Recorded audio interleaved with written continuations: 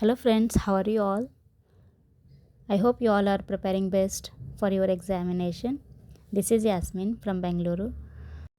ಇಂದು ಬೆಳಿಗ್ಗೆ ಎಂದಿನಂತೆ ನನ್ನ ದಿನ ಒಂದು ಸ್ಟಾರ್ಟ್ ಮಾಡಿದೆ.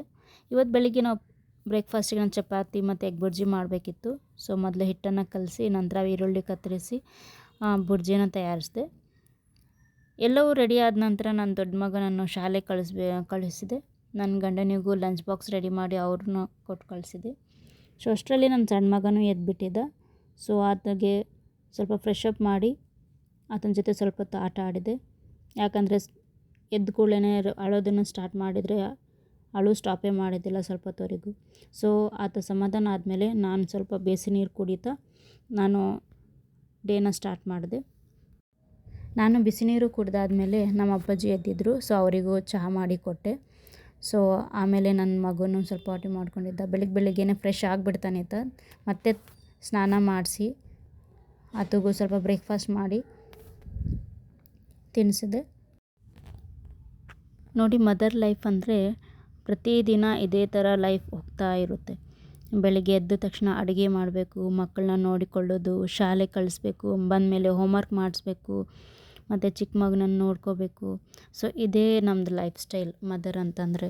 ಸೊ ನಾವು ಇದೇ ಥರ ನಾವು ಓದೋದಕ್ಕೆ ಟೈಮ್ ಆಗೋದಿಲ್ಲ ಅಂತ ನಾವು ಬಿಟ್ಟರೆ ಜೀವನ ಪೂರ್ತಿ ನಾವು ಇದೇ ಕೆಲಸನ ಮಾಡ್ತಾ ನಾವು ಸಾಕಬೇಕಾಗುತ್ತೆ.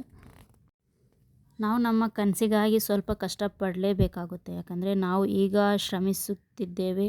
ಸೊ ನಾವು ಅದರ ಫಲ ನಾವು ನೆಕ್ಸ್ಟ್ ನೋಡೋದಕ್ಕಾಗುತ್ತೆ. ಕೆಲವರು ಹೇಳ್ತಾರೆ, ನಿಮ್ಮ ಜೀವನ ಚೆನ್ನಾಗಿದೆಯಲ್ಲ, ಮಕ್ಕಳನ್ನ ನೋಡಿಕೊಂಡು ಆರಾಮಾಗಿ ತಿಂದ್ಕೊಂಡು ಮನೇಲಿ ರೆಸ್ಟ್ ತಗೊಳ್ಳಿ, ಯಾಕೆ ನಿಮಗೆಲ್ಲ ಇಷ್ಟೊಂದು ಟೆನ್ಷನ್ನು ಅಂತ ಹೇಳ್ತಾ ಇರ್ತಾರೆ. ನನ್ನ ಅನಿಸಿಕೆ ಏನಂತಂದರೆ, ಇಂದು ಪ್ರಯತ್ನ ಮಾಡದಿದ್ದರೆ ನಾಳೆ ಪಶ್ಚಾತ್ತಾಪ ಪಡಬೇಕಾಗುತ್ತದೆ ಅಂತ. ಅದಕ್ಕಿಂತ ಈಗಾಗಲೇ ಸ್ವಲ್ಪ ನಾವು ಕಷ್ಟಪಟ್ಟರೆ ಮುಂದೆ ಜೀವನ ಉತ್ತಮವಾಗುತ್ತದೆ ಅಂತ ಹೇಳ್ತಾ ನಾನು ಯೂಟ್ಯೂಬ್ನಿಂದ ಎಲ್ಲ ವೀಡಿಯೋಗಳನ್ನ ನೋಡ್ತಾ ನೋಟ್ಸ್ನ ಮಾಡ್ತಾಯಿದ್ದೀನಿ. ಸೊ ಇನ್ನೊಂದು ಸ್ವಲ್ಪ ಏನಾದರೂ ನನಗೆ ಇಂಪಾರ್ಟೆಂಟ್ ಅನಿಸಿದರೆ ನಾನು ಬರೆಯೋಕ್ಕಾದರೆ ಬರೆದ್ಬಿಡ್ತೀನಿ, ನೋಟ್ಸ್ ಮಾಡ್ಕೋತೀನಿ. ಇಲ್ಲ ಅಂತಂದರೆ ಸ್ಕ್ರೀನ್ಶಾಟ್ಸ್ ತೊಗೊಂಡು ಇಟ್ಕೊತೀನಿ. ಸೊ ಸ್ವಲ್ಪ ಹೊತ್ತು ಬರ್ಕೊಂಡೆ ನೋಟ್ಸ್ನೂ ಮಾಡಿದೆ. ಅಷ್ಟರಲ್ಲೇ ನನ್ನ ಸಣ್ಣ ಮಗ ಮಲ್ಕೊಂಡಿರೋನು ಎದ್ದು ಬಂದುಬಿಟ್ಟಿದ್ದ. ಸೊ ಆತಗೆ ಮತ್ತೆ ಪಕ್ಕಕ್ಕೆ ಕೂರಿಸ್ಕೊಂಡು ನಾನು ಮತ್ತೆ ಓದೋನ್ನ ಕಂಟಿನ್ಯೂ ಮಾಡಿದೆ.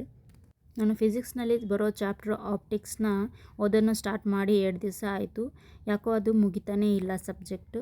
ಆ ಸಿಲೆಬಸ್ ಎಷ್ಟು ಭಾಳ ಇದೆ ಅಂತಂದರೆ ನನಗೆ ಆ ಒಂದೊಂದು ತಾಸು ನನಗೆ ಕಡಿಮೆ ಆಗ್ತಾಯಿದೆ ಡೈಲಿ ಕೊಡ್ತಾ ಇರೋದು. ಸೊ ಹಾಗಾಗಿ ಸ್ವಲ್ಪ ಸ್ಕ್ರೀನ್ಶಾಟ್ನ ತೊಗೊಂಡು ಇಡ್ತಾಯಿದ್ದೀನಿ.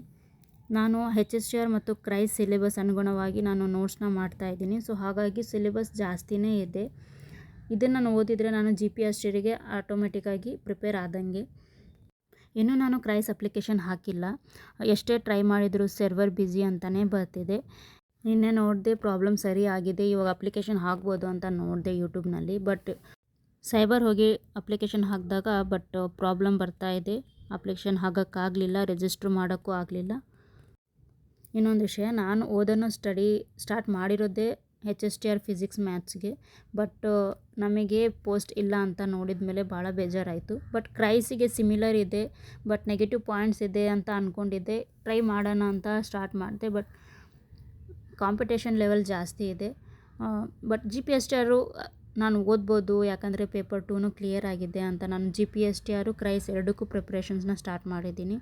ಸೊ ನಾವು ಕ್ರೈಸಿಗೆ ಪ್ರಿಪೇರ್ ಆದರೆ ಆಟೋಮೆಟಿಕ್ ಇದನ್ನು GPSTR ನಾವು ಕ್ಲಿಯರ್ ಮಾಡ್ಬೋದು ಅಂತ ನಾನು ಲೆವೆಲ್ ಸೆಟ್ ಮಾಡ್ಕೊಂಡಿದ್ದೀನಿ ಈ ಥರ.